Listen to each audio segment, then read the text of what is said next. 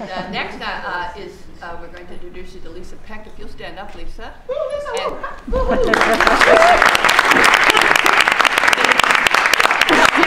Here just to say hello. All right. So Lisa has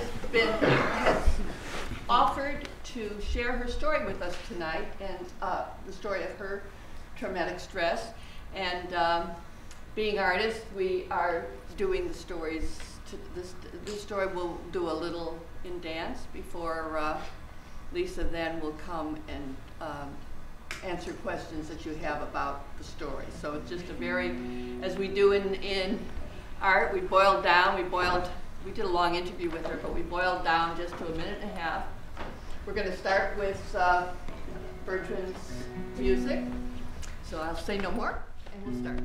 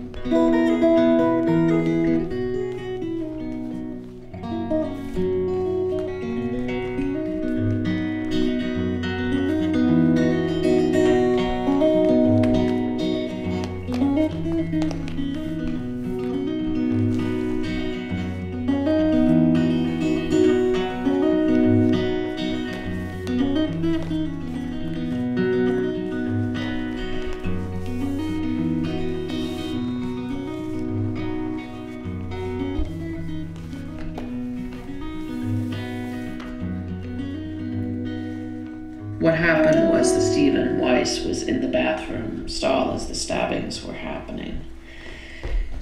And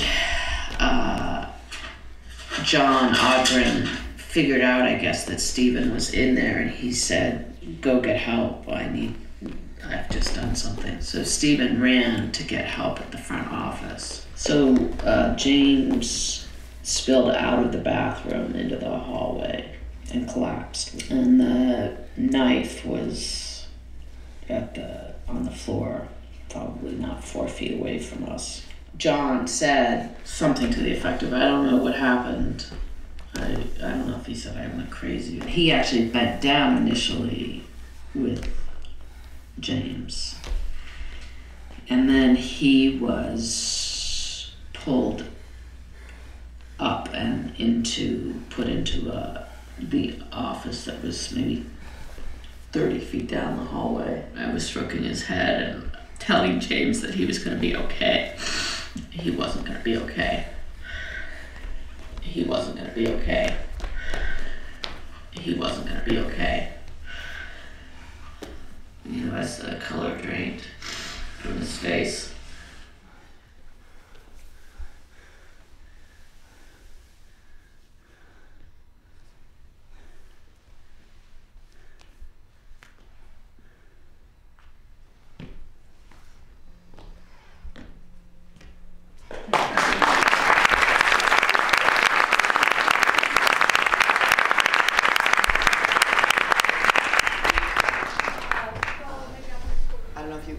Enough of the story happened in the high school that she was working in, Lincoln Sudbury High School, where she taught.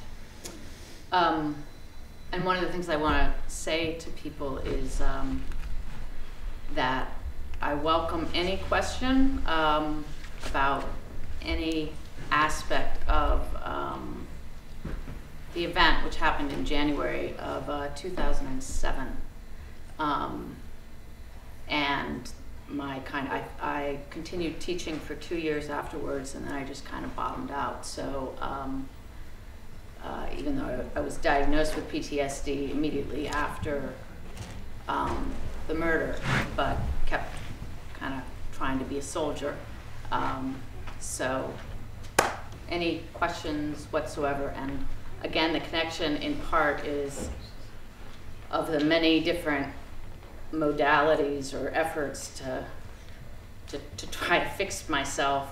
One of the things that I did was I connected thanks to a therapist who had known me for a long time, and I couldn't talk. And she said, you really need to not worry about coming here anymore, and maybe we can work on this. And she knew about the Justice Resource Center and the Trauma Center, and so that's where I went. But any questions are fine. Over here in the back. Yeah. Henry? How did that change your life?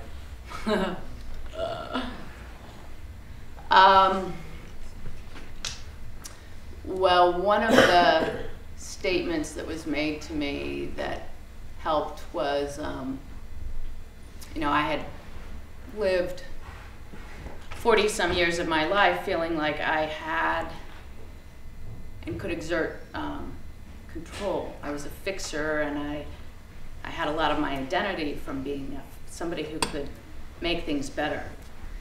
And this was definitely a place where I couldn't. So that was like something that was a real awakening for me. I loved teaching. You talked about little by little not being able to, realizing that it took forever to grade the papers that... Right, I mean, in the years, after James, we're teachers, and so we're all trying to keep it together for the kids and, walk through it. And one of the things that I began to understand was that, my brain wasn't functioning as well as it had in the past. And when I finally started really understanding that my brain had been altered was when I was literally, I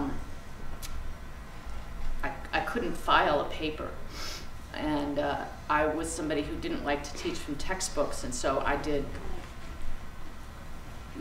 I shudder to think about the forests that I've helped slay because of all the Xeroxing that I did to give kids different reading. And, my classroom started getting literally rung with piles of papers because I couldn't put things away. So I don't know exactly how my life has changed, because I'm still in the process of things, but it changed really, really radically.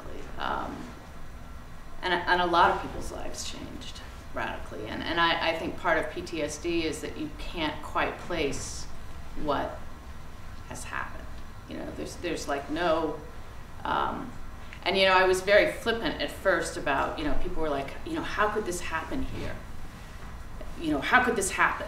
And I was like, random stuff happens all the time. There are cancer cells that are, random things happen. And I could, say that and yet, and it's true, but what do you do with it? What do you do with that randomness? Well, part of what happened was when I went out, one of the things then you have to kind of go through is proving that you're disabled. And so one of those things which of course is a really hard thing if you have always viewed yourself as an able-bodied person. So one of the things I had to do was to go before 3 psychiatrists who I didn't know at all, and have them ask me things and then determine whether I was disabled, whether I had PTSD, and whether it was related to the murder of James. So that was kind of weird and wild, and not, it was anxiety provoking, as though I didn't have enough anxiety. And so fortunately what happened was they were unanimous, 3-0, that I was, which was affirming. It's weird how any person can have their own understanding of things, but somehow what outsiders see is more important. And they were very kind in that they turned around with their report very quickly. So I didn't have to wait forever. I mean, I had to wait at a lot of different points. So that was one huge help.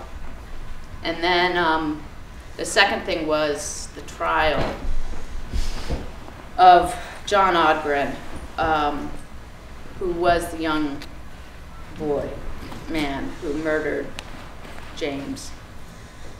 They did not know each other. It was a random act. And, you know, that was important because part of my experience was I didn't know the whole story. And so I went to the trial every day last April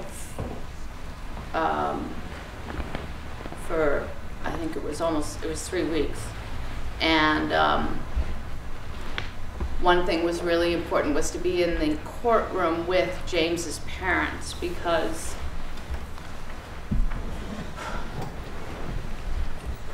well, I wrote them after James was killed and told them, you know, of their son's last minutes.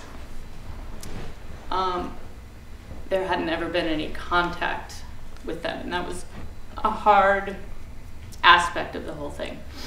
And then the third thing, which, you know, in talking with Dorothy and thinking through, it seemed like a breakthrough, was just at Thanksgiving time this past year when I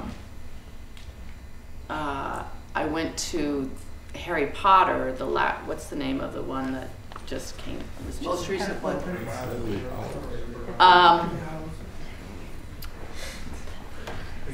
So, and I had not read the books because, you know, as these books came out, I was struggling with trauma, and so I just wasn't able to focus enough to read or do anything like that. But I had listened to parts of it. But anyway, very unexpectedly, and I'm sorry if I'm going to ruin this for some people who haven't seen it, but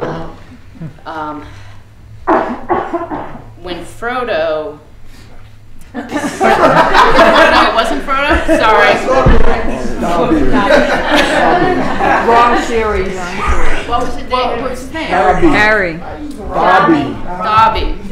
Oh, right. Thank you. Sorry, you guys. I can blame it on PTSD. You know, Dobby is like the picture of innocence, which you got even if you didn't know his name, or I got even if I didn't know his name or couldn't remember his name. When he's stabbed at the end,